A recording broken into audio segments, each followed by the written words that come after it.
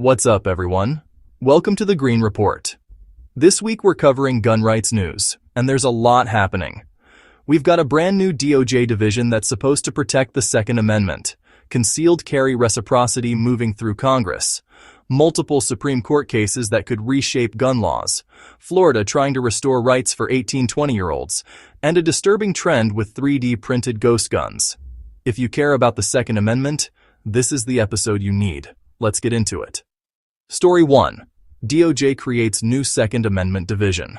Big news this week. The Department of Justice just announced they're creating a brand new Second Amendment Rights Division inside the Civil Rights Division. This is the first time in history the DOJ has had a dedicated office specifically to protect gun rights instead of restrict them. Assistant Attorney General Harmeet Dillon made the announcement December 8th, saying, "For the first time, the DOJ Civil Rights Division and the DOJ at large will be protecting and advancing our citizens' right to bear arms as part of our civil rights work." Attorney General Pam Bondi has said the Second Amendment is not a second-class right, and this new division is supposed to prove it. They're promising to challenge state restrictions, protect gun owners from unconstitutional enforcement, and actually defend the Second Amendment in court. But here's where it gets complicated. Gun rights groups aren't convinced this is real. Gun Owners of America Senior VP Eric Pratt said, "The Justice Department's stance on the Second Amendment is not much better today than it was over the past 4 years. This DOJ has met us with opposition in almost every legal battle we have had." And he's not wrong. The Trump DOJ has been defending restrictions like the 1986 machine gun ban, opposing challenges to NFA registration requirements, and even filing briefs against suppressor ownership. So while they're announcing this new Second Amendment division, they're simultaneously arguing in court that gun restrictions are constitutional. The Second Amendment Foundation is more optimistic, saying the DOJ has taken productive stances against state gun control laws and filed briefs agreeing with their positions. The National Shooting Sports Foundation called it a positive, welcomed sign. So what's actually happening here? Is this a real shift in DOJ policy, or is it just public relations while they continue defending gun restrictions behind the scenes? Time will tell, but gun rights groups are watching closely, and they're not buying it until they see actual results. Story 2.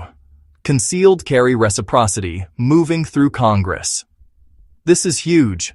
The Constitutional Concealed Carry Reciprocity Act has cleared the House Judiciary Committee and could get a floor vote any day now. If it passes, it would be the biggest expansion of gun rights in decades. Here's what it does. Right now, concealed carry laws are a total mess. Some states recognize permits from other states, some don't. 29 states have permitless carry, but that only applies in that state. If you travel to a state that requires a permit, you're out of luck. H.R. 38 would fix that. It would require every state to recognize concealed carry permits from every other state. And for the 29 permitless carry states, residents could carry nationwide without any permit. Think of it like a driver's license. You can drive in any state with your home state license. This would do the same thing for concealed carry. The bill has 189 Republican co-sponsors in the House. It passed committee 18-9 along party lines. President Trump has said he would sign it. Senate Majority Leader John Thune is pushing it in the Senate. Gun rights groups are pushing hard for this. The NRA, Gun Owners of America, and the National Shooting Sports Foundation all back it. 24 state attorneys general signed a letter urging Congress to pass it. But gun control groups are freaking out. Everytown says it would gut existing gun laws and override states' rights. They argue that states with strict requirements like New York or California would be forced to recognize permits from states with no requirements at all. Law enforcement is split. Some police unions oppose it, saying it makes their jobs harder. Others support it, saying concealed carry permit holders are statistically more law-abiding than the general population. The big question, will it pass? Republicans have the votes in the House. The Senate is trickier, but with Trump pushing it and Republican control, it's got a real shot. If this becomes law, gun owners in permitless carry states could legally carry in all 50 states. That's a massive change. Story 3. Supreme Court flooded with Second Amendment cases. The Supreme Court is about to have one of the biggest Second Amendment terms in history. They've already taken 2 major gun cases, and they're considering several more. Here are the big ones. First, can 18-20-year-olds be banned from buying guns? The court is considering 4 separate petitions on this. Some appeals courts have struck down age restrictions. Others have upheld them. The result is a total patchwork where your gun rights depend on what state you live in. The argument for the bans. Young adults are statistically more likely to commit violent crime. States have an interest in public safety.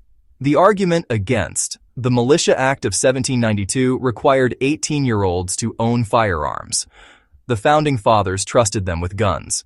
If you're old enough to serve in the military, you're old enough to buy a rifle. Second, can marijuana users be banned from owning guns? This is the case we covered in the cannabis video. Multiple courts have ruled the ban is unconstitutional.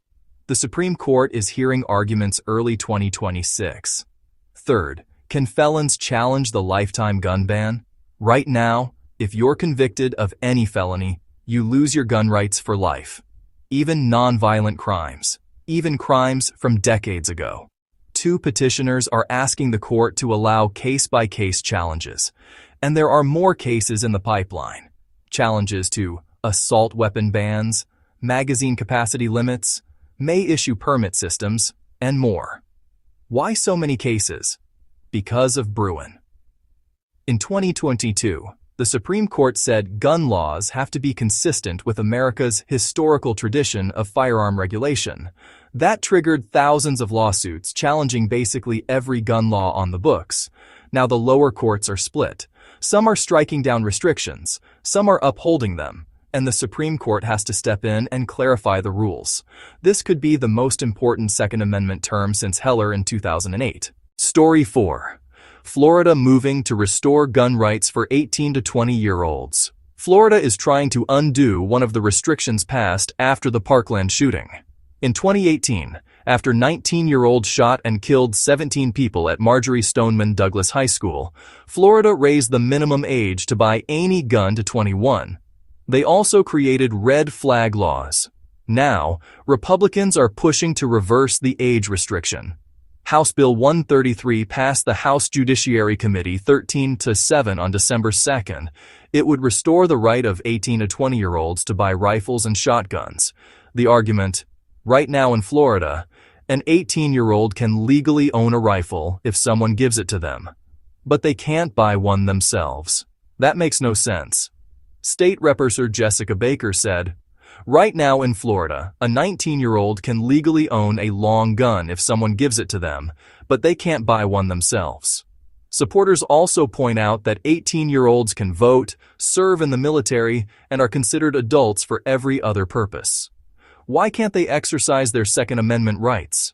Opponents say the Parkland shooter was 19. Raising the age to 21 was a direct response to that tragedy. Reversing it dishonors the victims. The bill passed committee almost entirely along party lines. The only Republican who voted against it was Reps. Hillary Cassell, whose district is near Parkland. The big obstacle? The Senate. Senate leadership hasn't committed to bringing it up for a vote. And even if it passes, it's unclear if the governor would sign it. But gun rights advocates see this as a test case. If Florida can reverse post-Parkland restrictions, other states might follow. Story 5. 3D printed ghost guns exploding in New York. This one's disturbing. The NYPD is reporting an explosive growth of 3D printed ghost guns, driven by an online movement called 3D2A. 3D refers to 3D printers. 2A stands for Second Amendment. The movement includes far left, far right, and anarchist members, and their goal is absolute freedom to make untraceable guns at home. The newest model is called Not a Glock. It's a 3D printed pistol with a feature that can convert it to full auto, firing multiple rounds with one trigger pull. You might remember the United Healthcare CEO shooting last week. The alleged shooter, Luigi Mangione, used a ghost gun with a 3D printed silencer. He's since become a folk hero in the 3D2A community. Ghost guns are mostly assembled from kits ordered online. No serial numbers. No registration. Completely untraceable. But now, people are using 3D printers to make every part of the gun, including parts that turn semi-autos into machine guns. Manhattan DA Alvin Bragg is working with tech companies to block downloads of 3D printing plans. YouTube has agreed to age-restrict videos showing how to make ghost guns, but the files are still widely available on other platforms. Law enforcement is struggling to keep up. These guns are being used in high-profile crimes, and there's no way to trace them back to the manufacturer or buyer. Federal law allows people to make their own firearms for personal use. That's been legal since the founding of the country. But the technology has changed.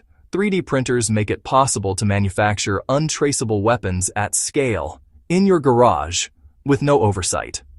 This is going to be a major Second Amendment debate in the coming years. Where's the line between a constitutional right to make your own firearms and public safety concerns about untraceable weapons? All right, that's gun rights news for this week. To recap, DOJ creates new Second Amendment division, but gun groups are skeptical. Concealed carry reciprocity could pass Congress and allow nationwide carry. Supreme Court is hearing multiple major Second Amendment cases. Florida trying to restore gun rights for 18-20-year-olds. And 3D printed ghost guns are exploding across the country. Big movements happening right now. The Second Amendment landscape is shifting fast. If you found this useful, hit that like button and subscribe for weekly updates. Drop a comment with your thoughts on any of these stories, especially that concealed carry reciprocity bill. I'll see you next week. Stay informed.